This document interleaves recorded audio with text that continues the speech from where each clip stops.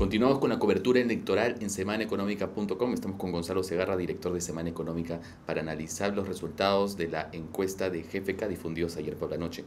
Gonzalo, en primer lugar, ¿marcan estos resultados una caída definitiva de Acuña, una salida del panorama electoral? Sí, a mí me parece que ya es difícil imaginar que Acuña pueda remontar, ¿no? O sea, parece cumplirse un poco la predicción que hicimos después de la última encuesta de Ipsos, ¿no? En el sentido de que ya Acuña había sufrido, a pesar de que algunos analistas pensaban que no iba a ser así porque el plagio era una cosa demasiado sofisticada para ser valorada por los electores, parece que ha sufrido una mella muy grande en su imagen, porque ya, digamos, los valores que podía encarnar, como el emprendedorismo, el salir de abajo, etcétera, se han caído por completo, ¿no? Entonces la imagen que ha quedado de él es la de una persona inescrupulosa, que realmente no incorpora los valores de la educación, etcétera. Entonces hay que tener en cuenta además que el campo de GFK ha sido antes incluso la renuncia de Neil Townsend, ¿no? Entonces esto es,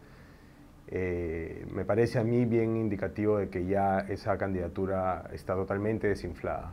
Ahora, fuera de que esté desinflada por el electorado, también podría desinflarse por las posibles tachas del Jurado Nacional de Elecciones, que todavía no termina de decir ni en el caso de él ni en el caso de Guzmán.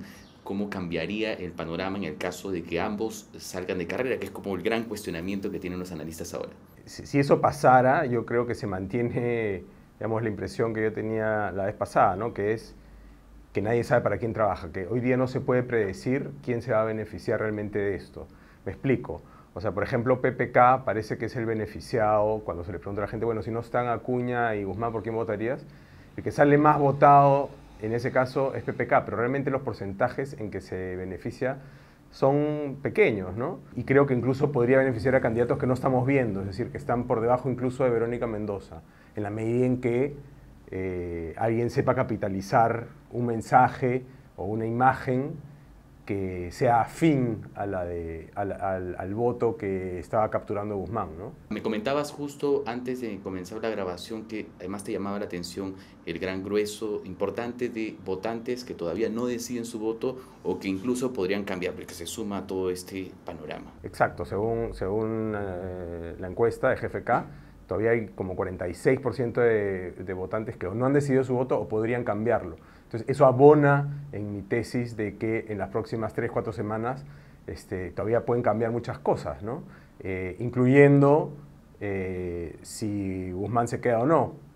Ahora, tal vez una diferencia es que mientras se va acercando la elección y Guzmán sigue en la pelea por quedarse o no, eso le da más vigencia. Con lo cual, la justicia electoral lo único que está haciendo está distorsionando las preferencias electorales. Entonces, se vuelve absolutamente urgente que los jurados decidan ya qué va a pasar con esas candidaturas. Se empieza a hablar, digamos, entre los analistas políticos de que hay dos tipos de voto en estas elecciones, un poco marcados entre los votos para digamos, los candidatos tradicionales y los votos hacia la novedad absoluta, ¿no? ¿Cuánto influiría esto a la hora de que caerían dos de los que están considerados como novedosos, al margen de que lo sean realmente o no? Bueno, influiría en el sentido de que ese voto probablemente, que digamos se desvíe de Guzmán y Acuña a otros, irían probablemente a otros candidatos etiquetados como novedosos. Se ha hablado de Verónica Mendoza y de Alfredo Barnechea, que en efecto tienen una imagen de novedad todavía, pero creo que en la medida en que se profundice sobre lo que representan, digamos, en términos del equipo de gente que tienen y las propuestas que tienen, esa imagen de novedad se va a caer, porque en realidad ambas son candidaturas cuyas propuestas son absolutamente tradicionales, por más que vengan disfrazadas de novedad. Digamos, la visión desarrollista de Barnechea es una visión realmente de los años 50, ¿no? Belaundista, ¿no? Me hace recordar a una revista que había que se llama El Arquitecto Peruano, ¿no? Que proponía cosas como las de Barnechea, casitas para la clase media, ¿no? Y obviamente Verónica Mendoza también sin para nada caer en estas etiquetas que la ponen de chavista, ni mucho menos, pero sí propone pues, una heterodoxia económica tradicional. Sus posiciones en materia de derechos sociales y políticos sí me parecen más modernos, ¿no? En el sentido que están alineados con las nuevas tendencias morales, sociales del primer mundo, pero sus propuestas económicas no tienen nada de nuevo.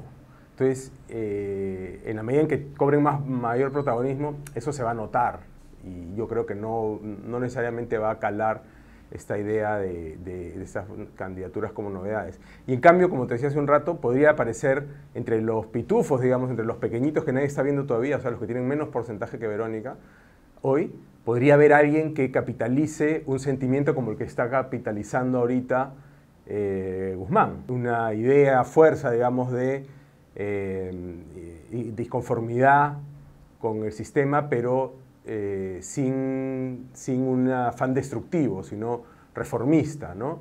Esta idea de que la vida para los peruanos tendría que ser más fácil, ¿no? Esta idea de que hay que valorar el esfuerzo de los pequeños, pero es un esfuerzo emprendedor, una iniciativa individual, privatista, no estatista. Eso lo podría capitalizar otro candidato con un discurso parecido, por ejemplo, Nano Guerra García tiene ese tipo de discurso. No digo que necesariamente lo va a capitalizar, pero como te digo, cuando no se sabe para quién trabaja el trasvase de votos, cualquier cosa puede pasar. Ahora bien, ayer justo Alfredo Torres escribía en El Comercio sobre la búsqueda o potencial búsqueda de culpables por parte del elector, es decir, al caerse estas dos candidaturas, como sucedió en el caso de Lourdes Flores cuando se tachó a Curi, se buscó y se responsabilizó a una persona, que fue en ese caso Lourdes Flores, y que terminó perdiendo la elección, incluso cuando programáticamente, como hemos conversado antes, estaban más alineados, ¿no? Y se le dio el voto a Susana, ¿no? ¿Se encontrarían culpables en el caso de que se den las dos tachas de las candidaturas de Guzmán y de Acuña? Me parece más difícil porque en el caso que tú pones de ejemplo era una elección más bipolar, ¿no? Era Lourdes y Curi. Acá hay como 4 o 5 candidatos, entonces es más difícil identificar que uno es el gran beneficiado y por tanto sospechoso de haberse confabulado con el establishment para sacar a Guzmán. Sin embargo, si alguno creo que podría, alguno de los candidatos podría encajar en ese estereotipo, digamos, sería Alan García, ¿no? El APRA, que es visto como un candidato que tiene, digamos, extensiones, ¿no? Tentáculos en el establishment judicial y de todas las instituciones políticas, y además es quien a veces es más vehemente en sus mensajes, por lo menos de los grandes, entre comillas, candidatos, es el que es más vehemente en sus mensajes contra Guzmán, ¿no? Y en general el más agresivo contra sus adversarios. Entonces tal vez Alan García podría ser culpado y eso también perjudicaría la posibilidad de que el voto de Guzmán y Acuña favorezca a García, ¿no? Tras toda esta, digamos, confusión electoral alrededor de las decisiones del Jurado Nacional de Elecciones, y si se tachara a estos dos personajes, ¿ves como posibilidad de un Barnechea en segunda vuelta? Como te dije hace un momento, creo que es bien difícil, por varias razones. Primero, porque se va a desinflar esta imagen de novedad que tiene, apenas empiecen a ver más sus propuestas y, digamos, su filosofía, que como él mismo dice es velaundista, es decir, en el mejor de los casos una vanguardia de los años 60 u 80.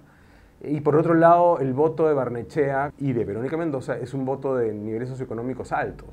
Entonces eso tiene un techo muy pequeño, muy bajo. Esos candidatos de la novedad, entre comillas, no están capitalizando voto de niveles socioeconómicos D y E, que aparentemente es algo que Guzmán ya ha empezado a hacer, ¿no? Entonces, ahí es donde hay que buscar al que pueda sustituirlo, en alguien que tenga capacidad de atraer ese voto.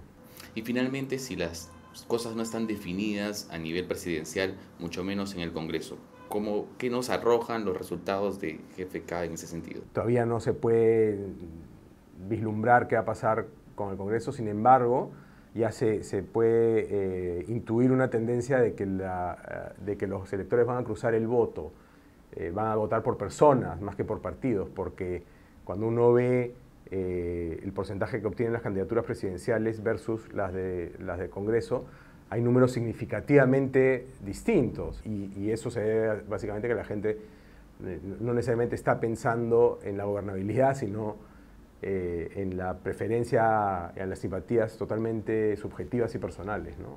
Muchas gracias, Gonzalo. Eso ha sido todo por hoy en semanaeconómica.com. Nos vemos en el siguiente análisis.